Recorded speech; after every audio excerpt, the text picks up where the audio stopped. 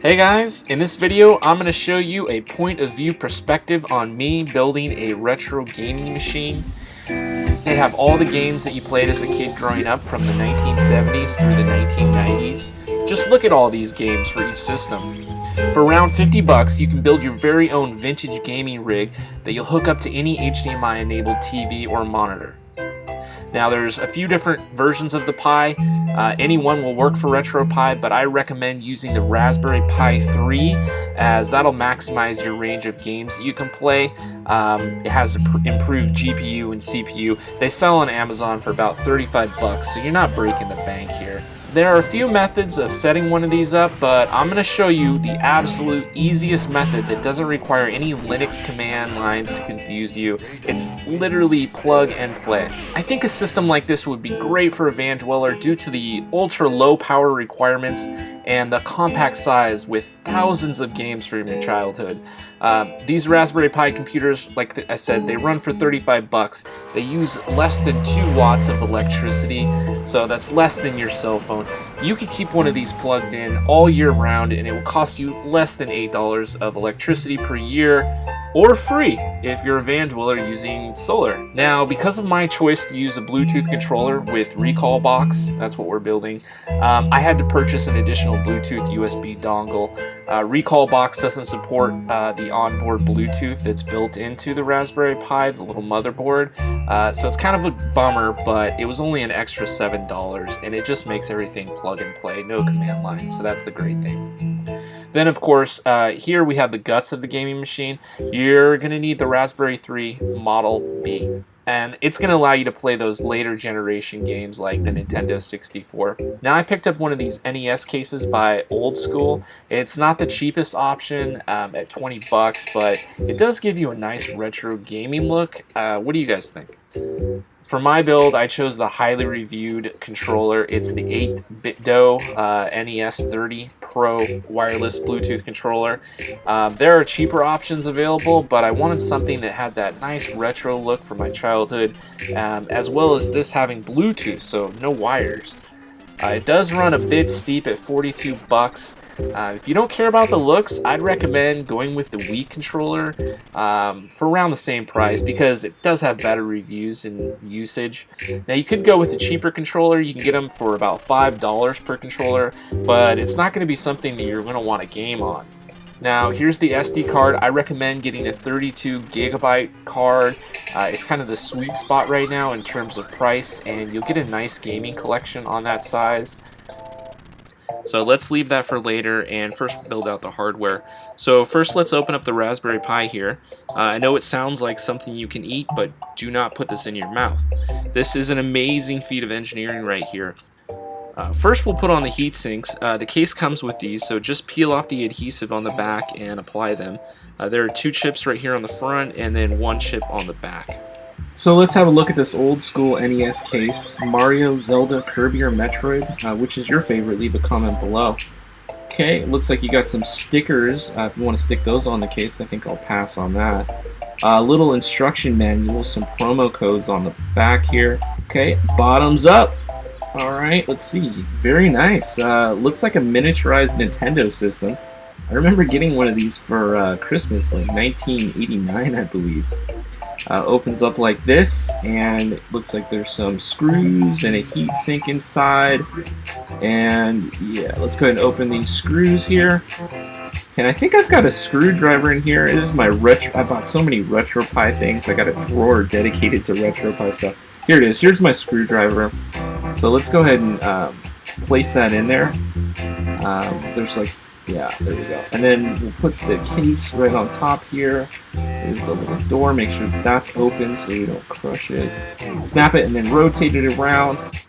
Okay, I'm sure you guys know how to use a screwdriver, so I'll just go ahead and fast forward it here. If you don't, Google how to use a screwdriver, or just go frame by frame slow motion on this YouTube video. Okay, looking good. Now, unfortunately, I had to get a Bluetooth dongle because I chose Recal Box over RetroPie. Recal Box doesn't support Bluetooth chipset that's on the RetroPie, so it's kind of a bummer. Extra $7 there, not a big deal.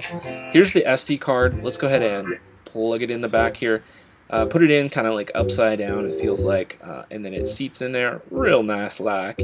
And there you go. And this is where the HDMI cable, all the cables will go. Here's the big bad boy. This is the controller that I got. Looks like a retro Nintendo meets Super Nintendo controller. Wow, it opens up so nice. Nice presentation here. Look at this. I mean, look at it. It's like got more buttons than a Super Nintendo, but it looks like an actual Nintendo. Nice triggers there on the back. Feels real nice in the hand. Let's go ahead and see what else is in here. At the bottom, there is this little thing. It's like a keychain. Very solid. You put that on your keys. It's just a promo thing that they throw in there off to the side. And here's the manual. Basically, it'll tell you how to hook it up with Bluetooth and all that good stuff. And then let's go ahead and charge this. I'll stick it into my other computer here and just top it off. Ooh, look at those blue lights. It looks like Tron. Isn't that cool? And they're all different colors. They represent something different. Got to steal the HDMI cable out of my other RetroPie. I'm building this as a gift. I found the build that I liked and just kind of copying it, rebuilding it again. And go ahead and boot it up. Recal box. This is literally plug and play, guys. If you notice, I haven't even touched the command line. Look at all these games. And here's one, Double Dragon. Just fast forward through this just to show you. It looks just like your old school Nintendo. Feels really good in the hand. Here's an old, remember Super Off-Road? Well, that is the 3D version for Nintendo, Super Nintendo. And then here is like a 007 Nintendo 64 game. So Nintendo 64 works on here. It works better on Recal Box than it does RetroPie, just because it has a lower resolution. You don't need the higher resolution. That's what it looks like. Isn't this thing a beauty? Look at that. It looks like Tron. I love all those blue lights. And best of all, no wires.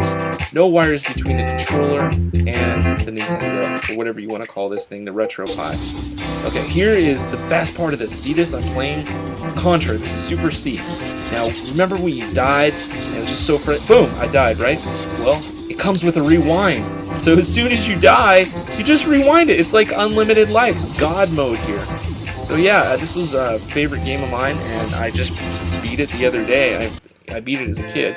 But anyways, that's a fun game. Here's where I got this SD card from. Shout out to Drew Talks, this is his channel. Sort by most popular video, you'll find this one. 32 gigabyte Recal Box retro gaming image, 6,000 games, and Cody. So yeah, he gives you some links, but what you're looking for is Weird Dirty. So if you just go to Google and type in Recal Box Weird Dirty, it'll give you a link, and then just find their 32 gigabyte image, and it links you to a URL that's like a torrent down magnetic link to a torrent. And sorry I can't go into all the details on this, but yeah, basically you just download that torrent. It's 32 gigabytes. It's going to take a few days. And then you got your SD card, you plug it in, and yeah, you just write the image to the SD card, and I'll link to a tutorial that tells you how to do this. It's really easy. But the best part is that you've got this rewind functionality with it. It just makes all those tough games, like, they're just so much easier to beat now. But yeah, look at this. Isn't it just a beauty? Guys, if you like this video, I encourage you to give me one of those thumbs up clicks on my video. And if this inspired you to build your own, then I'd get a real jolly if you use my Amazon affiliate links in the description to buy yours today. If you do a build out like this, I'd really love to hear how it went for you, so please let me know in the comments section. Your home improvement connection, word.